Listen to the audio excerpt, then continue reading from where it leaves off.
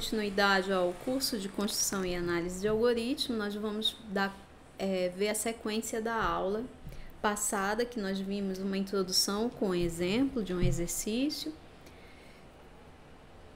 E aí, a gente vai ver agora outro exemplo de algoritmos gulosos. A gente viu o exemplo de um sapo que saltava até uma distância L na primeira parte e a gente apresenta essa ideia na forma de um algoritmo, né, que acumula esse salto do sapo para ele dar o menor número de saltos possíveis para atingir a margem seguinte.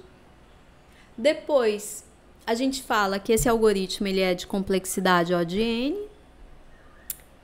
E a gente pergunta se esse é um algoritmo que dá a melhor solução para o problema. A gente levanta essa questão.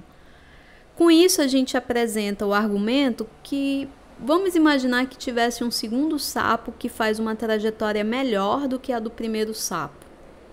E que em algum momento, esse segundo sapo ele faz um salto que é diferente do outro sapo. Só que ele também só pode saltar até um comprimento L. Então, o máximo que ele pode atingir é o mesmo ponto que o primeiro sapo está.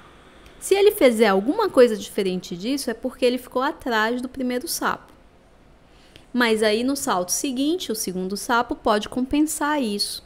E que em algum momento talvez ele pudesse ultrapassar o primeiro sapo. O que não vai acontecer. Porque o primeiro sapo já estava distante dele do salto que foi diferenciado dos dois. E o máximo que o outro sapo consegue é chegar no mesmo ponto que o sapo estava antes, né?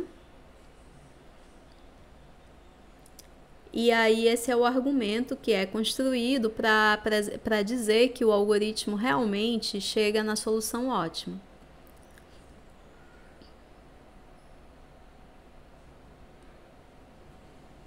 Agora a gente chega nessa parte 2 da aula, que é o seguinte.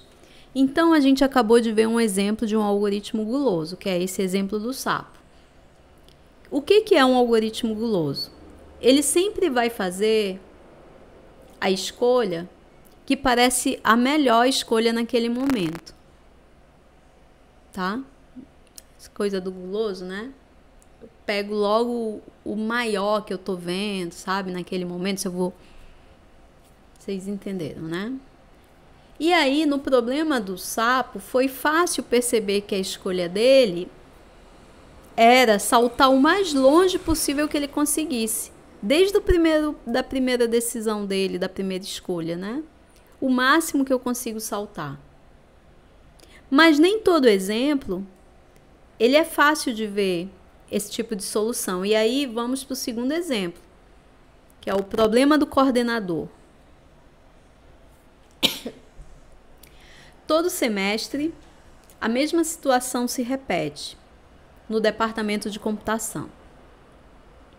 Os professores passam as férias bolando atividades práticas que tornariam as suas disciplinas mais interessantes.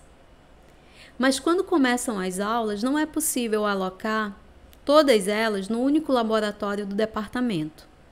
E daí começa o debate. Um professor vai chegar e diz assim, chega e diz: eu deveria ter prioridade, porque a minha disciplina ela começa bem cedo. E nessa hora não tem quase ninguém querendo usar o laboratório. Esse é o argumento do professor 1. O professor 2 chega e diz: eu deveria ter prioridade, porque a minha atividade ela é bem curta. E aí chega o professor número 3 e diz: eu deveria ter prioridade porque na hora da minha disciplina não tem quase ninguém querendo usar o laboratório. E por aí vai. Daí, como é possível atender todo mundo, como é impossível, né, atender todo mundo, a coordenação tenta fazer a escolha de modo a atender a maior quantidade possível de professores. Mas como é que faz para fazer isso?